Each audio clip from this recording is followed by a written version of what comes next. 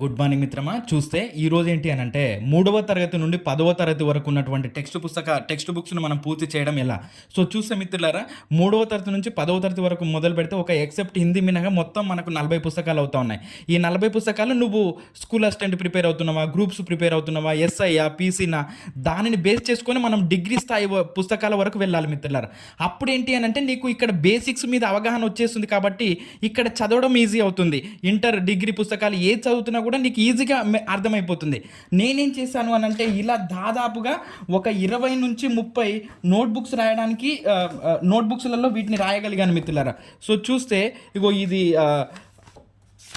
ప్రతిది కూడా ఏది తీసుకున్నా సరే మీకేంటి అనంటే 10th క్లాస్ వరకు వెళ్ళడానికి ప్రయత్నం చేయండి మిత్రులారా. ఏది తీసుకున్నా సరే 10th క్లాస్ వరకు వెళ్ళడానికి ప్రయత్నం చేయండి. అప్పుడు మనకేమవుతుందనంటే సబ్జెక్ట్ మీద కమాండ్ వస్తుంది. అదేవిధంగా ఇగో నేను వీటిని ఏం చేశాను అనంటే 30 నుండి 30 నోట్‌బుక్‌లలో రాయగలిగాను మిత్రులారా. ఇవన్నీ కూడా ఇగో ఏది తీసుకున్నా సరే 3rd క్లాస్ నుండి 10th క్లాస్ వరకు వెళ్ళండి. అది అకాడమిక్ టెక్స్ట్ బుక్‌లు చదువుకుంటూనే వెళ్ళండి. అప్పుడు మనకేమవుతుందంటే సబ్జెక్ట్ మీద కమాండ్ వచ్చి మనం ఏ పుస్తకం చదివినా కూడా అర్థమవుతుంది. అప్పుడు మీరు ఇంకా మీకు ఇష్టం ఉన్నటువంటి పబ్లికేషన్ కానీ ఆథర్ టెక్స్ట్ బుక్ చదవడానికి ప్రయత్నం చేయండి. అప్పుడు మనకి ఏ చదివినా కూడా ఈజీగా అర్థమైపోతుంది. సిలబస్ కంప్లీట్ అవుతుంది.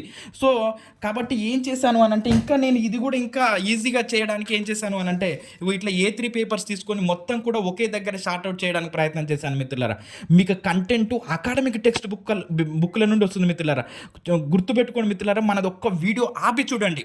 ఒక వీడియోను పూర్తిగా విని చూడండి. మీకు కంటెంట్ ఎక్కడి నుండి వస్తుందని అంటే అకాడమిక్ టెక్స్ట్ బుక్ల నుండి వస్తుంది మిత్రులారా. మన ఛానల్ తప్పకుండా సబ్స్క్రైబ్ చేయండి, లైక్ చేయండి, షేర్ చేయండి మిత్రులారా.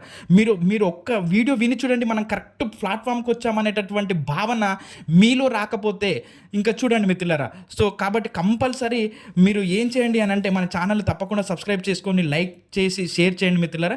సో, ఇక్కడ నేను 3rd క్లాస్ నుంచి 10th క్లాస్ వరకు ఉన్నటువంటి టెక్స్ట్ బుక్లను మరియు డిఎడ్ బిఎడ్ మెథడ్స్ను తర్వాత ఇంటర్ వరకు రాయగలిగాను మిత్రులారా. ఇప్పుడు డిగ్రీ ప్రారంభించాను రాయడం.